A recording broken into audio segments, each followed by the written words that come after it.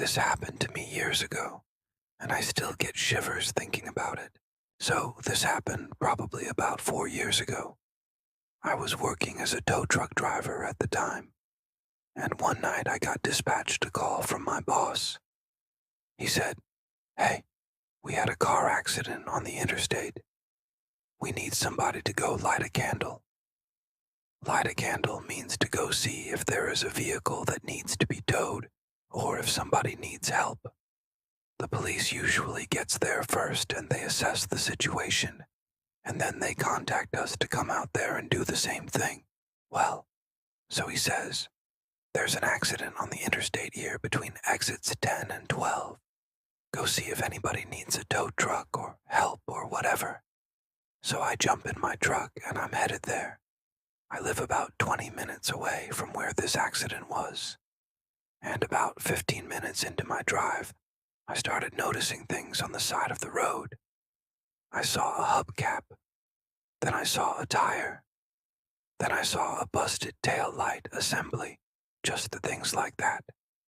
All of these things were within a quarter mile of each other on the side of the road. And I thought it was really strange, but I didn't think too much of it. You know, maybe somebody had a blowout or something like that. I get a little closer, and the road is shut down completely. There's no traffic getting through at all. And I noticed that all the emergency vehicles are parked off to the side of the road, facing the woods. They're not pointed towards the road, which is really strange.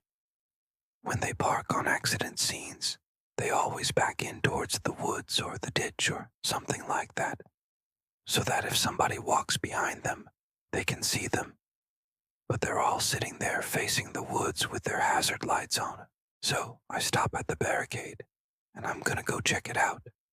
Well, when I get up there, there's all kinds of police cars, fire trucks, ambulances, everything.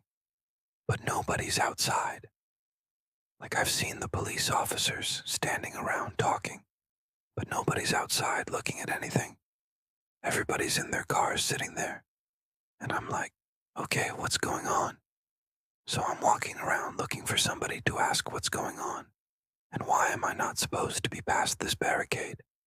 And I couldn't find anybody, and I don't know if it was 5 minutes or 10 minutes, but I was walking around freaking out trying to figure out what the heck is going on. Where are the patients? Why aren't they in the ambulance? Why aren't the police officers doing something? And finally, I saw a police officer who was sitting in his cruiser, and I walked over and asked him what the heck is going on. And he kinda looked at me weird, because apparently I was the only person that wasn't inside a car. And he said, "What did you tell them sent you out here?" I said, "No, they dispatched me. They told me to come out here to see if anybody needed help." He said, "You're the only person who answered the dispatch call. Everybody else ignored it." I said, "Why?" And he said, "Because everybody knows what happened out here and nobody wants to come see it again." And then he just drove off, and I was freaking out at this point. I was like, okay, what the heck is going on? What happened out here? So I look around, and I noticed right beside me is a set of headlights, and it looks like it's been there for a while because it's covered in bugs and stuff like that. And I thought to myself, maybe I should check that out. So I walk over there, and I see that there's a car. It's a newer model car, and it's crashed off the side of the road, and it landed in the median. It's not in the ditch or anything like that. It's in the little grass area that separates the two sides of the road. It doesn't look like it's been hit very hard. Maybe it ran off the road and just hit a tree or something like that. So I'm looking around to see if there's anybody in the car, and I can hear screaming in the car. I'm like, okay, great. Somebody's alive. Everything's fine. And I start freaking out, trying to get the window open, trying to get inside the car, and nobody's responding. Finally, I get the front door open and the back door open, and there's two people in the car. Well, the girl in the passenger seat is okay. She's alive, she's breathing, but the girl in the back seat is kneeling up against the seat, and she's dead. She was kneeling up against the seat, and her eyes were wide open, staring straight up, like she was looking for something. And I could see her feet underneath the seat, and they were both barefoot. And I thought, okay, that's weird. Why would they be barefoot? They must have been in a hurry or something like that. So the girl in the passenger seat, I started asking her questions. I'm like, hey, can you hear me? Do you know where you are? What happened?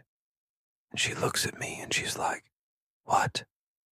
And she starts freaking out. And then she says, where am I? Where's my sister? And then she starts screaming and crying and making a bunch of noise. And I'm telling her, hey, calm down. It's okay. Help is on the way. And I run over to the other side of the car to try to open her door. And I couldn't get her door open. So I run back to the other side and I start pounding on the window to try to get her to calm down. Well, finally a state trooper comes up and he sees me standing there and he starts yelling at me. He's like, get away from that car. Get away from that car. And I said, she's in there, man. I can't. She's trapped. And he said, get away from there. And he grabs me by the collar of my shirt and pulls me away from the car. And he gets down and he looks in the window and he turns back around and he looks at me and he says, you don't understand what happened here, do you? I said, no, what happened here? And he said, these girls were abducted off the road by a van full of men. They were taken here, and then they were decapitated. And then he turned back around, and he kept looking in the car. And I'm like, oh my God, these poor girls. What happened to them? That's horrible. And he's been standing there for probably 20 minutes, and he's never said a word. He hasn't said anything until now. And he looks back at me and he says, we haven't found the bodies yet. These girls are missing, and we think they were taken somewhere else after this, but we don't know where they've been taken. And he walks off and he keeps looking in the car, and I'm standing there staring at him, wondering what the heck is going on. Why would they bring me out here to see this if they're not even sure if these girls are even here anymore? And I don't know how long we stood there looking at the car, but finally I went and sat in my truck, and I left, and I felt really bad for these girls. I hope they're okay. I hope they were found, and I just hope that they didn't suffer too much. Well, I heard rumors that the police found some bones in a certain area, and that's all I've heard. But nobody knows what actually happened out there. And I'm still wondering what happened to those girls to this day. And I still get shivers thinking about it.